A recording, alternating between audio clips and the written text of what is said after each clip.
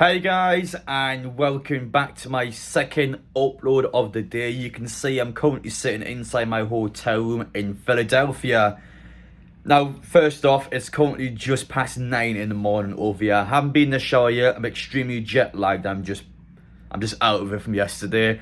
If any of you guys have ever been to America before, the time zone difference, I mean, it's 5 hours backwards in Philadelphia. It just messes with your head. I can't quite fathom the fact that it's 2 p.m. in the UK and it's 9 in the morning here. It just rattles me. So I wanted to give you some updates regarding me on a personal level before we get into the transfer news now. This is actually my second upload of the day. A few hours ago we uploaded the overnight stay vlog that was pre-recorded last night. I'm going to try my best to try and get double uploads done during my stay here because there still is an active transfer window going on. Newcastle are extremely busy behind the scenes. We've already got all stuff Harvey Barnes and him coming across to America. Now you've got the likes of Livramento and Lewis Hall looking very good. So it's a case where we still have to do the transfer videos, but I've got to do the USA stuff as well. There's so much going on. So yeah, I want to give you a massive heads up. I'm going to try my best to structure it, but again, it's going to be a nightmare across here, so bear with me. But first off, guys, if you're new around here and you like what you're watching, make sure you get down there, hit that subscribe button. There will be plenty of videos where you can see Philadelphia, Atlanta, New York in the background. For now, there will transfer news videos. I just want to relax and get it done here. But there will be plenty of USA videos. Don't worry about it. Secondly, if you like what you're watching, smash that like button. And finally, let me know in the comment section your thoughts on the new players potentially coming in. I want to talk about the third kit first because it's been released in the club shop this morning. Obviously, I've seen that Matty from the Magpie channel went and did a vlog.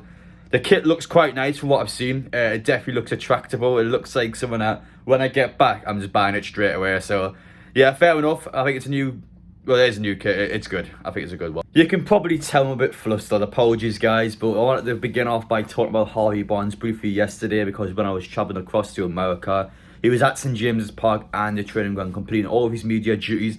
He's our player now, and I reckon over the next 24, 48 hours, he will travel across to the United States of America.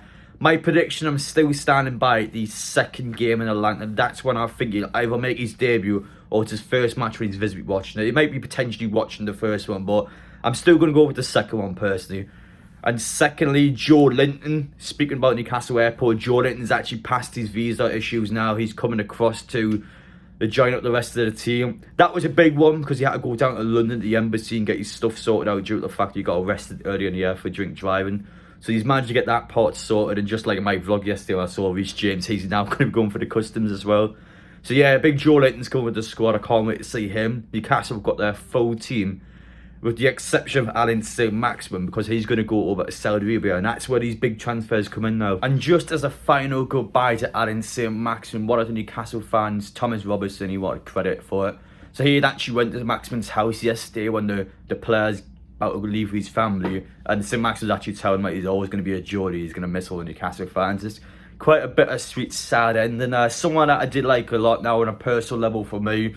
Saint-Maximin's the first ever Newcastle United player who's actually followed me on a social media page. He's the first ever current Newcastle United player I've actually recorded an interview with because he did that separately from the club.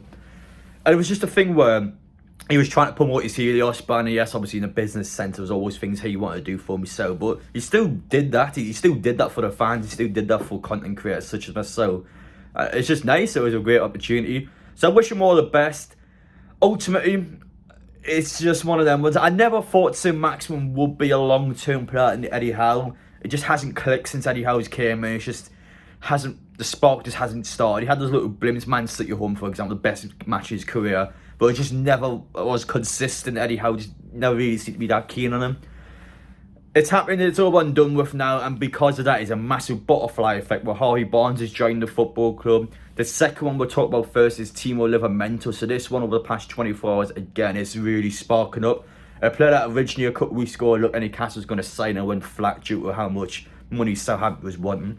I think Newcastle's initial fee was around £12 million and Ryan Fraser. So you might as well just take away £3 million to make it £9 million because, I mean, Ryan Fraser, who the hell wants him?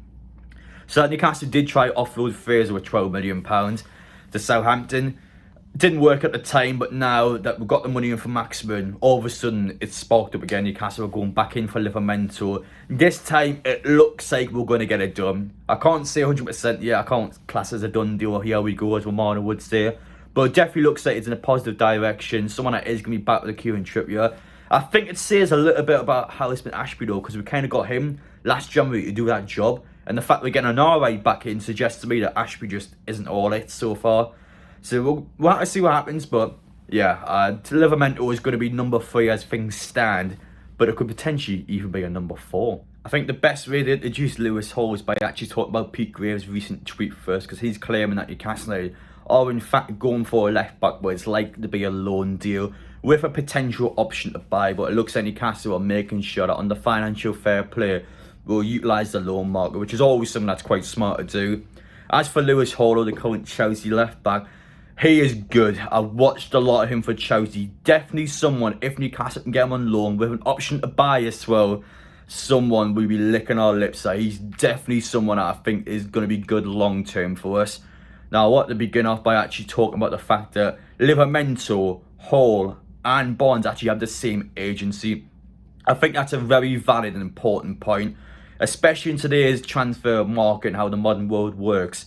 Agents love leaking stuff, so the fact that Newcastle United are clearly comfortable doing deals with this agency suggests to me that Newcastle are more likely to actually go back into this agency and to sign more players that are branded under their name. It's just something that Newcastle like doing. They do not like stuff going out in the press, just like any football club.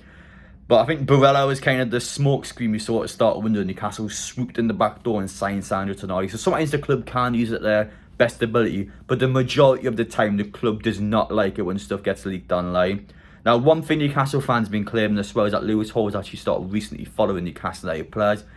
I'm not sure on the legitimacy behind this because, well, there's probably a high chance he's followed some of these players previously with his England connection. And to my understand anyway, Lewis Hall or his family members are Newcastle fans. There's some Newcastle United origins among his family, so there's a chance where he might have just followed the players a few months ago, if not a couple of years ago. So unless there's actual evidence to suggest he started following these players over the last 24 hours, which I don't think makes much sense because he knows that people are going to see this if they look at his profile. I don't entirely believe that one. But as for this, it definitely looks like it's got some weight to it. Lewis Hall is definitely someone Newcastle can potentially get on loan with an option to buy if they're lucky enough for Chelsea. It just seems to me, well, Newcastle need a left back. They're trying to get a left back and a loan. It just adds up well. I think Newcastle definitely are going in for this player. And whether we get him or not is another question. But someone I think is definitely a very good signing. That's it in regards to all of the transfer news today surrounding Newcastle United. But I just want to update you guys briefly about my plans over the next couple of days and what content you expect just before we actually produce the content itself. So later on tonight, I'm actually meeting up with some Newcastle United fans that live in Philadelphia because there's all sorts of plans that are happening in the city over the next couple of days ahead of the first game. It's a good opportunity to sit down with them to tell you everything you need to know for those who are travelling across, or just in general when you're watching the content, you can hear about what plans Newcastle United has as a global football club. So we're going to do that at some point. Again, with the transfer news video, I'll try my best to do them daily, but there are going to be days where I'm actually flying across to Atlanta or flying across to New York, where chances are there's going to be one video on that day because there's so much going on. So do bear with me. There's a massive heads up regards to the fact I've got to get our flight to where I'm actually in America. But I will attempt my best to produce as much content as possible, also to get into over here. So yeah, I'm going to get that done. As well as that, regarding club events, as I mentioned before, we have a tailgate on the Philadelphia game, so I'm going to get that sorted. We've actually got individual fan events with Shea Given and Stuart and Niobe, so I'm doing the second and third one. So once again, I can show you the content about that in Atlanta and New York. There's also our bits and bobs as well. I mean, Newcastle United actually yesterday announced it's going to be an open training session in Atlanta.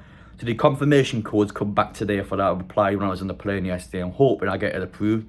But if I do get it approved again, I can show you how the fans are going to be there. It's just an unbelievable opportunity to watch Eddie Howe actually do a training session. So it was one thing we never actually had a chance to do in Newcastle, was to watch a training session. So they do have a chance to do that. I think it's going to be an unbelievable experience. I'm hoping to God I get it approved. As for other things, I've got all sorts going on in the background, so bear with me. We get through it one by one. We've got plenty of content coming on the channel. I appreciate your support as always. Apologies that I'm in a state, apologies that I'm flustered. It takes a lot of me. It's the longest flight I've ever been on. You can tell I'm all over the place.